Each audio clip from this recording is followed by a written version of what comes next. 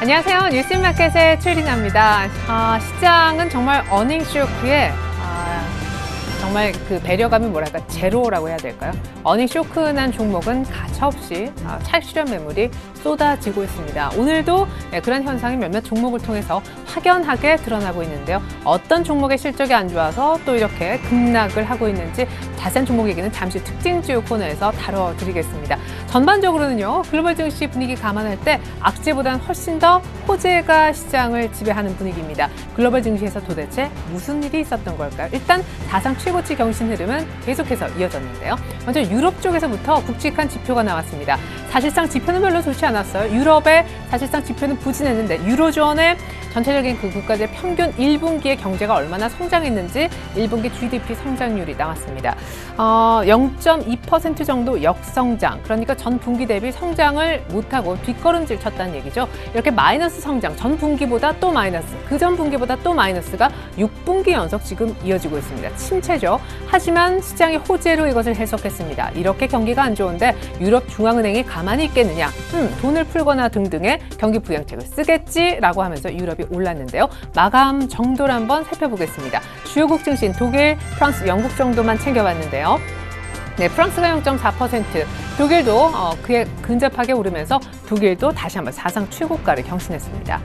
사실상 지금 이제 나라별로 이렇게 증시 마감 상황을 봤는데요. 독일의 경우에는요, 지금 프랑스, 이탈리아와 함께 유로존의 경제, 아주 대국이라고 할 수 있는 세 개 나라이지 않습니까? 독일은 다행히도 얼마 전에 수출이 괜찮게 나오면서 이번 분기 마이너스는 간신히 면할 수가 있었습니다. 지난 4분기 마이너스 성장에서 2분기 연속 성장이면 이걸 이제 소위 더블딥, 이중 침체라고 하거든요. 독일은 다행히 플러스권으로 올라왔고요. 프랑스는 지금 1년도 채 안 돼서 2분기 연속, 작년 4분기, 올 1분기 계속해서 마이너스 국면을 보여줘서 더블딥에 다시금 빠지고 말았습니다. 독일 빼고는 역시 유로존이 좀 힘들다라는 것이 증명된 하루였고요. 그럼에도 불구하고 시장은 어쨌거나 올랐다라는 것이 중요하겠죠. 이번에 뉴욕 증시 마감도 한번 살펴보겠습니다. 먼저 마감을 보고 뉴욕도 지표가 별로 좋지 않았고 약간 혼조 양상이었거든요. 마감부터 챙겨보죠. 네, 사실 다우와 S&P 500이 다시 한번 사상 최고가를 경신했다고 해도 과언이 아닙니다. 다우는 15,300 라인까지 장중에 한번 보여줬었고요. 하루 만에 또 한 번 60포인트를 당겼습니다. 나스닥, S&P 500, 특별히 S&P 500도 역시 사상 최고가, 신고가 행진 이어갔습니다. 미국도 지표 사실은 안 좋은 게 개수로 따지면 훨씬 더 많았거든요. 주택시장지수 정도만 올 들어 처음으로 상승했을 뿐 주택지표를 제외한 제조업 지표는 부진했습니다. 미국의 산업생산 지난달 별로 좋지 않게 나왔고 무엇보다 엠파이어 스테이트 지수, 그러니까 뉴욕주 쪽의 제조업 경기도 역시 부진했는데 그럼에도 불구하고 올랐다는 것이 역시 중요합니다.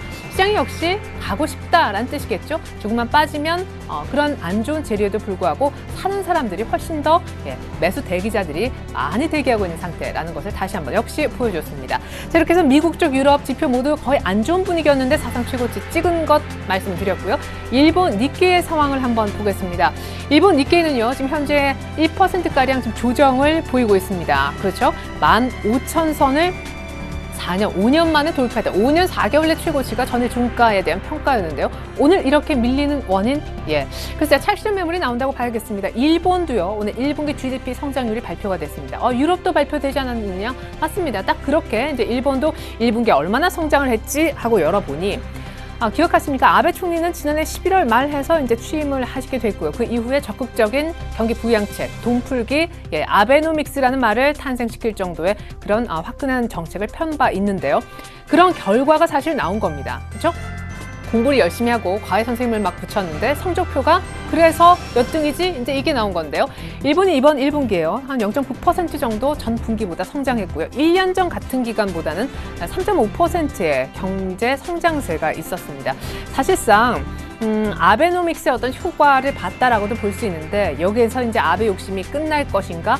문제는 그렇지가 않을 수 있다는 데 이제 문제가 있습니다. 사실상 다시 한번 2차적으로 더 큰 추가적인 돈풀기가 나올 수 있다는 것이 오늘 일본 구의자의 발언이었었는데요. 그 근거는 뭐냐 하면요.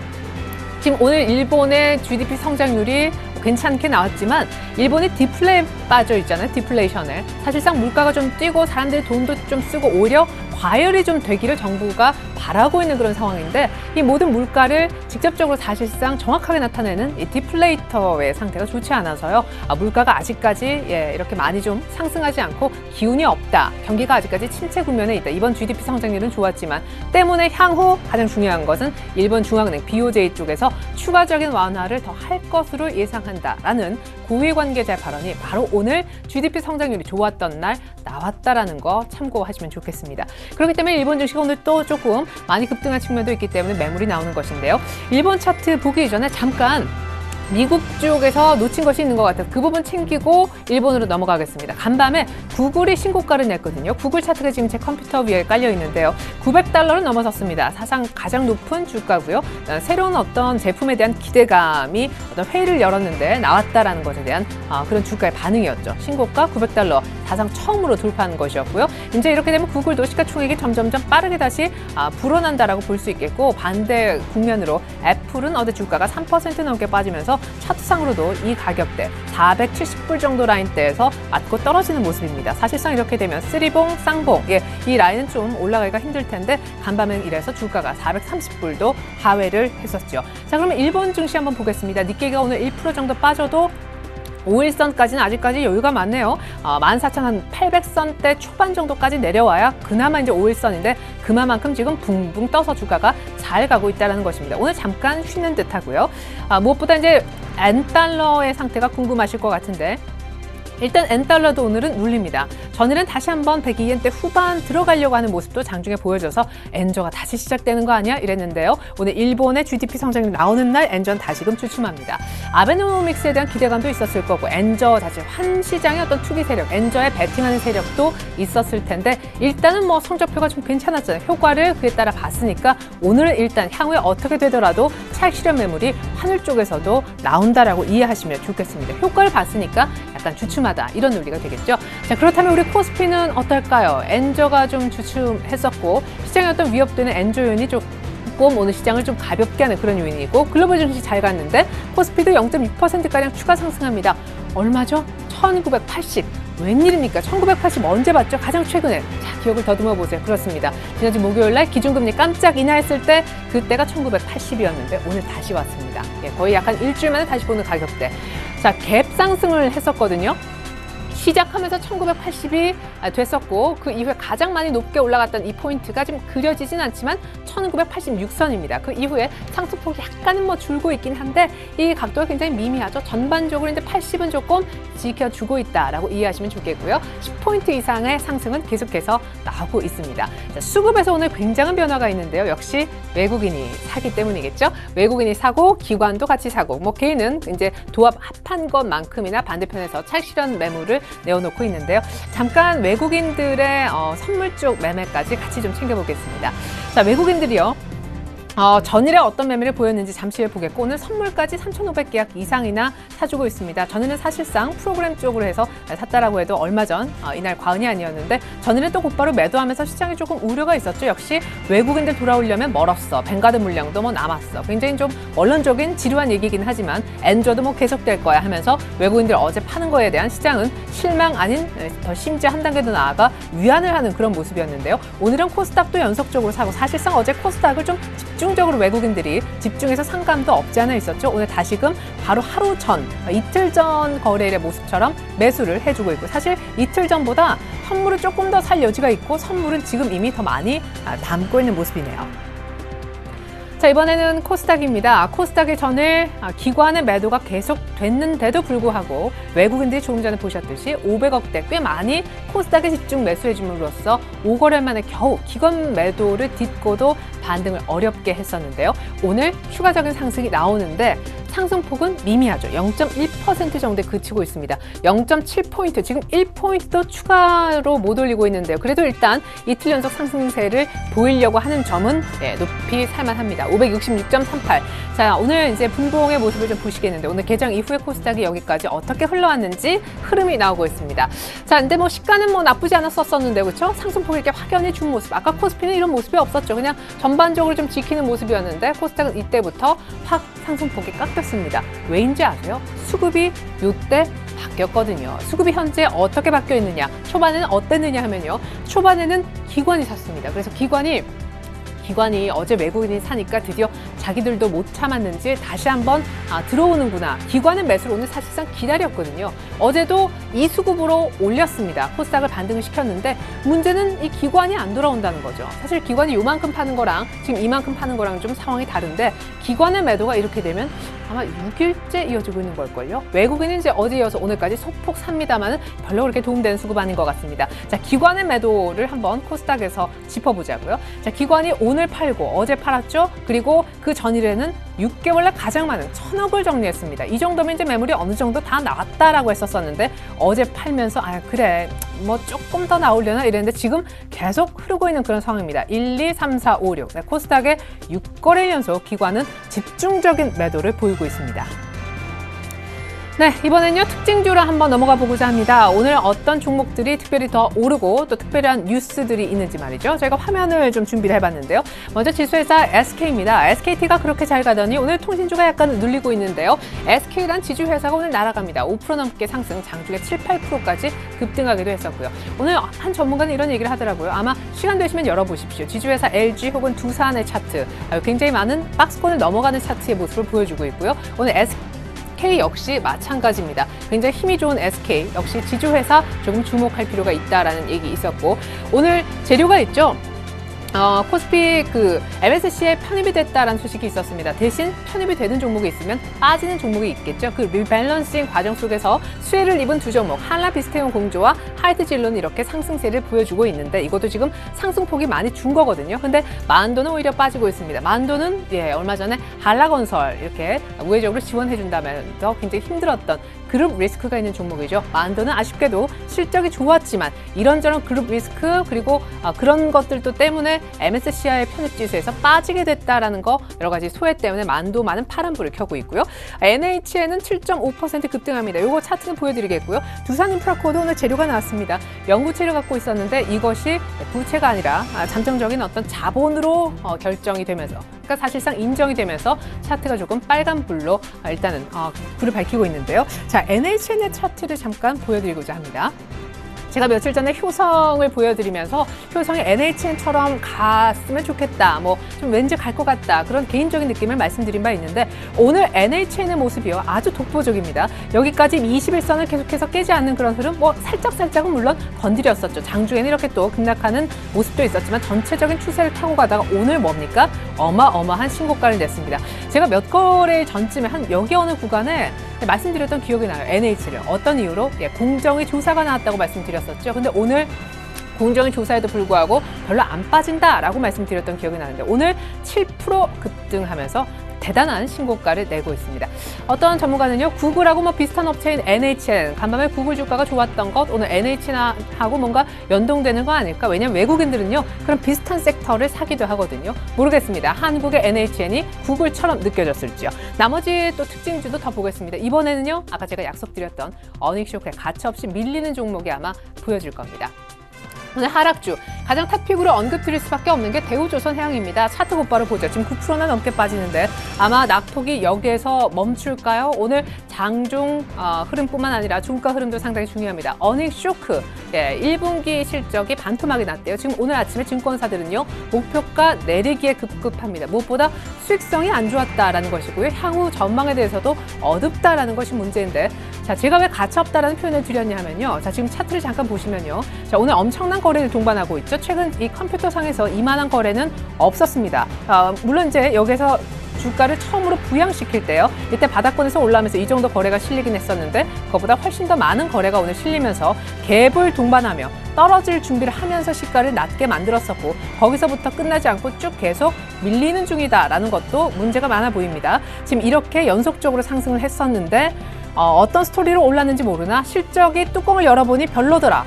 바로 밀린다라는 것입니다. 사실상 현대미포조선 같은 경우에는 지금 낙폭과대 공략으로 들어가셨다면 꽤 많은 수익이 이렇게 짭짤하게 나는 중이거든요. 대우조선해양도 괜찮습니다. 사실 그 어떤 차트보다도 조선주 한 2등주 정도로 빠르게 따라가고 있었는데 오늘 뭐에 막혔죠? 어닝이 안 되니까 바로 뒤로 밀리고 있습니다.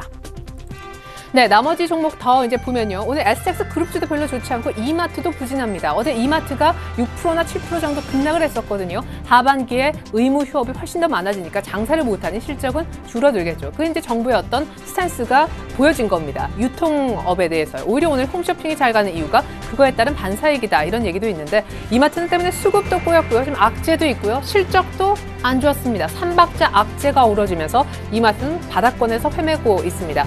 SX 그룹주 오늘 왜 안 좋냐? 특별히 SX 페노션이 별로 좋지 않아 보이죠? 지금 정부하고 채권단 쪽에서 SX를 압박하고 있습니다. 회장의 어떤 사죄라도 드려서 어떤 회사를 좀 살려야 된다. 뭐 이런 압박도 있고요. 무엇보다 SX 페노션은 실적도 안 좋게 나왔는데 1분기에. 이것 보십시오. 다 실적 얘기입니다. 근데 이제 1분기 실적이 나온 거 아닙니까? 2분기 실적도 안 좋고 3분기까지도 실적이 안 좋을 거다. 실적이 계속 안 좋을 거다. 부진 전망이 나오면서 오늘 이렇게 낙폭이 크게 그려지고 있습니다.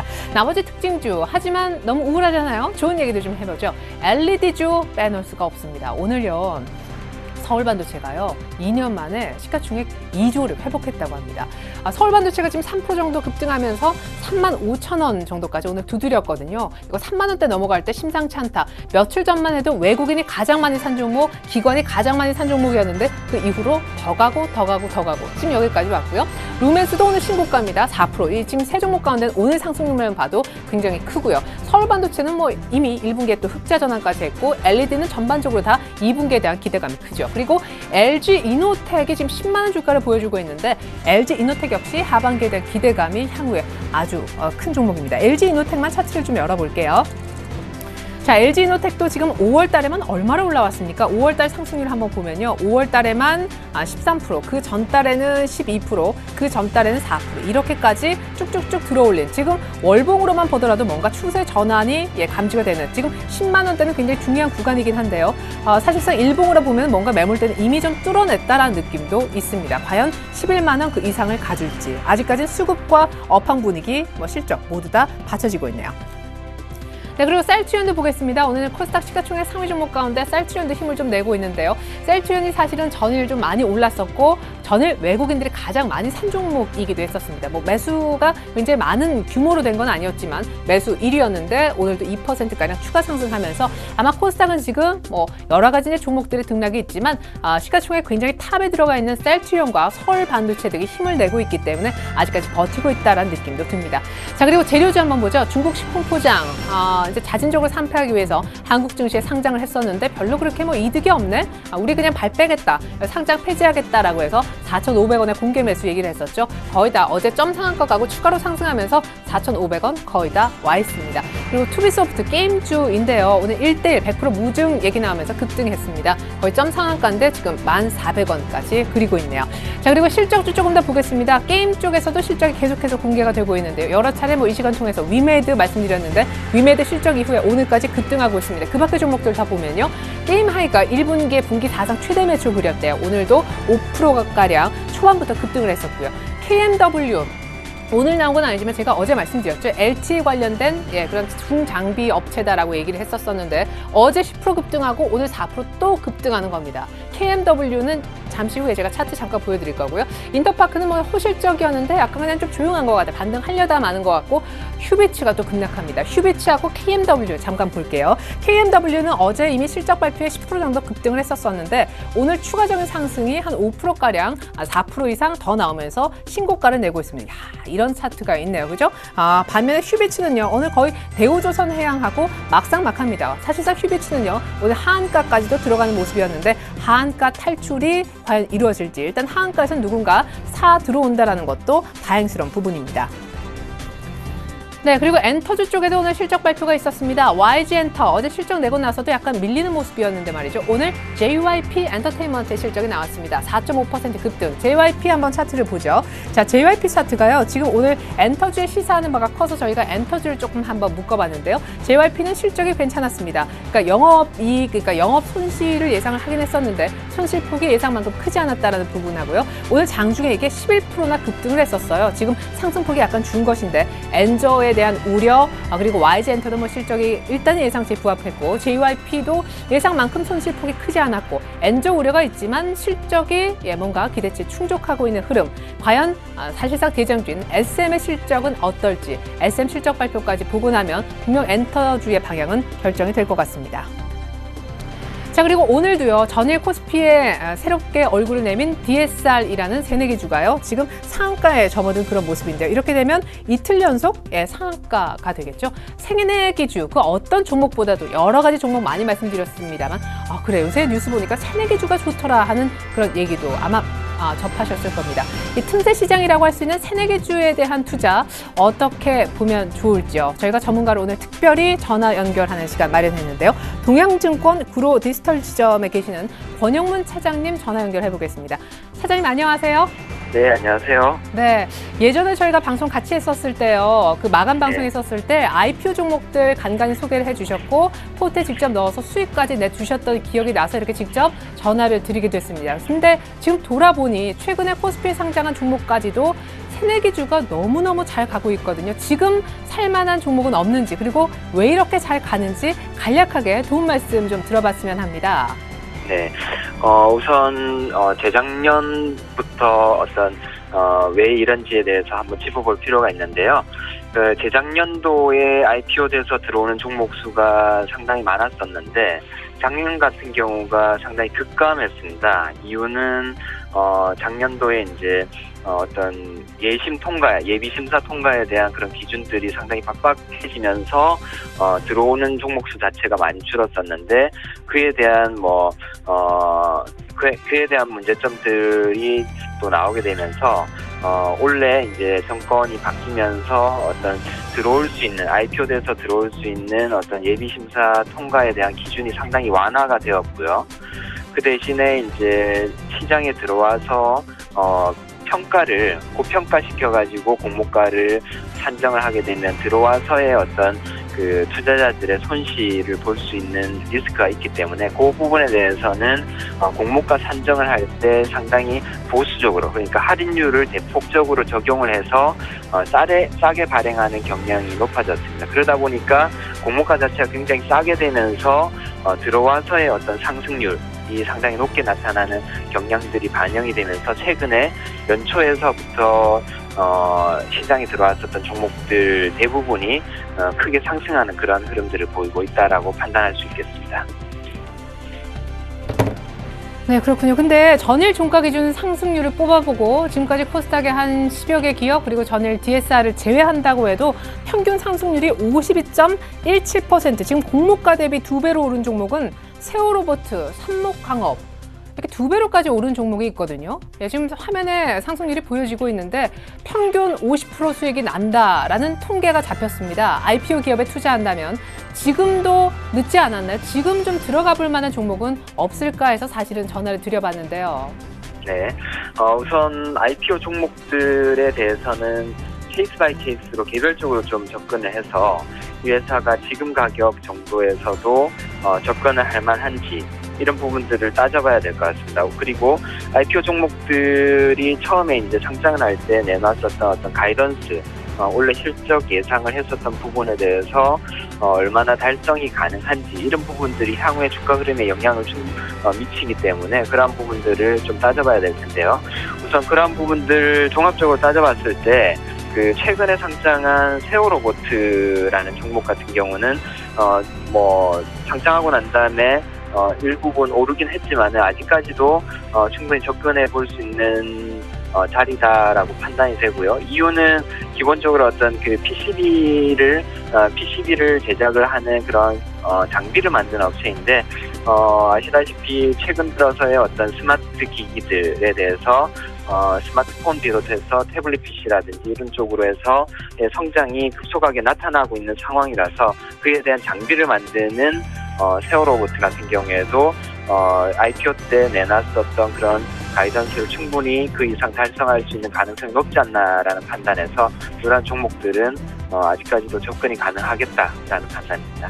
네, 감사합니다. 사실 제가 막 이제 상장하고 나서 혹은 상장 전에 노리고 있다가 바로바로 수익 내시는 모습을 IPO 종목들에 관해 봤기 때문에 특별히 오늘 전화 연결 부탁을 좀 드렸는데 세호 로보트 지금쯤 다시 매수해도 좋을 만하다라고 결론을 주셨네요. 감사합니다. 그리고 SBI 그룹주가 급락하는데 예전에 이 SBI 그룹주를 엔저 수혜주라고 얘기하기 이전에 저와 함께 종목으로 얘기 나눴던 기억이 납니다. 근데 오늘은 현대스위스저축은행 적자 확대 때문에 급락세를 띠고 있는데요. 오늘 혹시 기회로 볼 수 있는지, 홀딩하신 분들은 또 어떻게 하면 좋을지 간단한 대응법도 여쭙겠습니다. 네, 오늘 그 저축은행 계열사로 가지고 있는 저축은행에 대해서의 어떤 여태까지의 부실 부분 그리고 적자 나는 부분에 대해서 이걸 메꾸기 위해서 유상증자가 계열사들에 필요하다 이런 부분들이 나오면서 이제 급락을 하고 있는데요.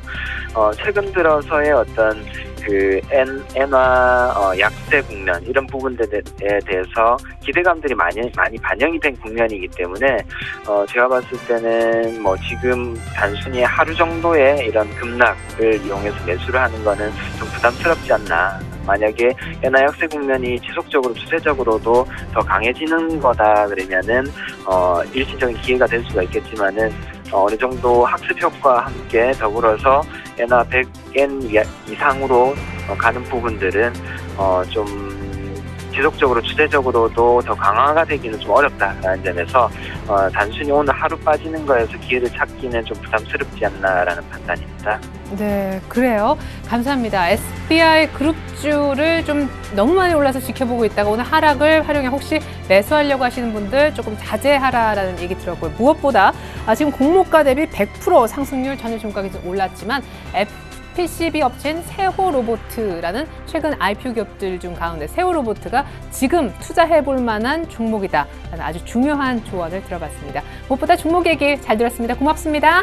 네, 감사합니다. 네, 자타칭 IPO 전문 오늘 동양증권 구로 디지털 지점에 계시는 권영문 차장님 통해서 IPO 기업 가운데 투자해볼 만한 기업이 없는지 여쭤봤는데요. 해답은 세호 로보트였음을 다시 한번 강조해드리겠습니다. 코스피는요, 이번 주 내내, 내일은 휴장이잖아요. 오르면서 주간 단위로 2% 상승세가 점쳐지고 있습니다.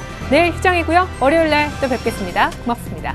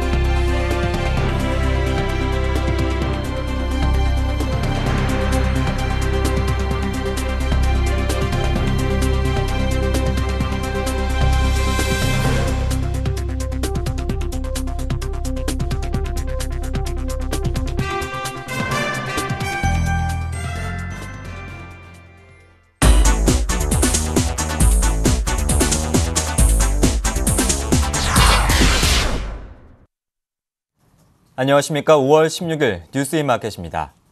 엔저로 탄력을 받은 일본 경제 성장률 회복 속도가 예상보다 빠른 것으로 나타났습니다. 일본의 올해 1분기 실질 GDP가 전분기 대비 0.9% 성장했습니다. 이는 전분기 성장률 0.3%를 0.6%포인트 넘어선 것이고 시장의 예상치인 0.7%보다도 0.2%포인트 상회하는 수준입니다. 일본 경제는 작년 2분기 마이너스 0.2%, 3분기 마이너스 0.9%로 연속 마이너스 성장하다 4분기에는 플러스 성장으로 돌아선 바 있습니다. 올해 1분기의 성장률이 1%에 육박하면서 V자형 회복세를 나타내고 있습니다. 이는 일본 정부의 무제한 양적 완화를 통한 엔저 덕택에 기업들의 실적이 호전되고 가계 소비가 0.9% 증가하는 등 민간 소비가 살아났기 때문으로 풀이됩니다. 금융당국이 엔저 지속에 따른 영향을 주시하고 국내 금융기관과의 엔화 차입과 엔화 대출 동향을 수시로 점검할 방침입니다. 정찬우 금융위 부위원장은 오늘 열린 금융상황점검회의에 참석해 최근 심화한 엔저 현상을 언급하며 이같이 밝혔습니다. 정 부위원장은 주요국 양적 완화에 따른 유동성이 신흥국보다는 선진국에 유입되고 있고 일본 주식의 높은 수익률과 글로벌 저금리에 따른 해외 채권 매력 저하로 당분간 급격한 엔캐리 가능성은 크지 않을 전망이라고 진단했습니다. 그러나 수출 기업의 수익성 등 엔저 지속이 실물 경제에 미칠 영향을 점검하고 국내 금융기관의 엔화 차입과 엔화 대출 동향도 수시로 점검하겠다고 금융위 부위원장은 밝혔습니다. 이와 함께 금융위와 금감원은 앞으로 한 달에 한 번 합동 금융 현안 점검회의를 열어 주요 업무 추진 현황을 점검하기로 했습니다. 정부와 채권단은 STX그룹을 조선계열 중심으로 살리는 조건으로 강덕수 그룹 회장이 사제 출연을 해야 한다고 압박했습니다. 금융권에 따르면 정부와 채권단은 강 회장에게 사제 출연 등을 통한 결연한 의지를 보이라고 강하게 요구했습니다. 금융감독기관과 채권단은 최근 강 회장의 개인 재산에 대해 정밀 추적을 했으나 STX 지분을 빼면 주택과 일부 예금 외에 별로 없는 것으로 알려졌습니다. 정부는 일단 개인 재산에 모든 압류를 걸어 강 회장이 책임감을 느끼고 STX 살리는 데 매진할 수 있도록 할 방침입니다. 주채권은행인 산업은행은 주식회사 STX에 대한 자산 부채 정밀 실사를 2-3개월 일정으로 실시할 예정입니다. 이후 채무 재조정과 자산 매각 및 구조 조정 등이 포함된 경영 정상화 방안을 마련해 정식으로 자율협약을 체결할 예정입니다. 생산자 물가가 3년 반 만에 가장 크게 떨어졌습니다. 한국은행이 발표한 생산자 물가 지수에 따르면 4월 생산자 물가 지수는 작년 동월보다 2.8% 하락했습니다. 이는 2009년 10월 마이너스 3.1% 이래 최대 하락폭입니다. 생산자 물가 지수는 지난해 10월 마이너스 0.5%를 기록한 이래 7개월 연속 하락세를 이어가고 있습니다. 이는 국제 원자재 가격 수준이 낮아진 데다 원달러 환율이 지난해 같은 달보다 1.2% 떨어졌기 때문으로 풀이됩니다. 품목별로 보면 휘발유와 경유 등 석탄 석유 제품과 고철 슬래브 등 제1차 금속 제품의 하락폭이 가장 컸고 공산품은 평균 4.7% 떨어졌습니다. 이어서 오늘의 기업 뉴스입니다. 때이른 더위 영향으로 여름 상품이 특수를 누리고 있습니다. G마켓에서는 최근 일주일 동안 모기와 해충 퇴치 관련 상품 판매가 전주 대비 130% 이상 증가했습니다. 최근 한 주간 여성 비키니 매출은 전주 대비 91% 늘었으며 물놀이 용품 판매도 24% 신장됐습니다. 옥션에서는 양산 샌들 등의 제품 수요가 빠르게 늘었으며 여름 과일인 참외와 수박, 메론 등이 전주보다 100% 이상 팔려나갔습니다. 롯데닷컴에서도 선풍기 등 여름 가전제품 판매량이 전주보다 500% 상승했습니다. 삼성전자의 1분기 안드로이드 스마트폰 판매 영업이익이 세계 스마트폰 제조사의 안드로이드 폰 판매 영업이익 전체의 95%를 차지하는 것으로 나타났습니다. 미국의 시장조사업체 스트래티지 애널리틱스에 따르면 삼성전자는 1분기 안드로이드 스마트폰 부문에서 51억 달러, 약 5조 7천억 원의 영업이익을 올렸습니다. 이는 시장 전체 영업이익의 합산치인 53억 달러의 94.7%에 해당합니다. 또한 2위에 오른 LG전자 영업이익 1억 달러의 50배가 넘는 수준입니다. 포털업체 네이버를 운영하고 있는 NHN이 세운 케이먼 제도의 페이퍼 컴퍼니를 9년 만에 청산했습니다. 금융감독원 전자공시 시스템에 따르면 NHN은 영국령 케이먼 제도에 세운 법인인 NHN 글로벌의 자산을 작년 말부터 본격적으로 처분했습니다. 케이먼 제도는 소득세와 상속세, 증여세 등 직접세가 전혀 없어 대표적인 세금 회피 창구 역할을 해왔습니다. 네이버는 2004년 6월 중국 게임 업체인 아워게임을 인수하며 중국 시장 진출과 미국 나스닥 시장 상장을 위해 케이먼 제도 법인을 설립했습니다. 이후 아워게임 사업 가치가 떨어지자 2010년 이 업체를 중국계 회사에 매각하고 케이먼 제도 법인 청산 절차를 밟아왔습니다. KT는 선불 충전형 전자지갑 서비스인 주머니의 이용 환경을 소비자 친화적으로 개선한 주머니 2.0 버전을 출시했다고 밝혔습니다. 주머니는 휴대전화를 이용해 간편한 송금, 출금, 온오프라인 결제가 가능한 애플리케이션으로 충전한 금액 한도 내에서 모바일 뱅킹과 모바일 교통카드 충전, 결제 서비스 등의 기능을 이용할 수 있습니다. KT는 주머니 2.0 출시를 기념해 이달 말까지 편의점과 카페 등 23개 가맹점에서 바코드 결제나 상품권 구매 시 최대 10%의 캐시백 서비스를 제공하는 이벤트를 진행합니다.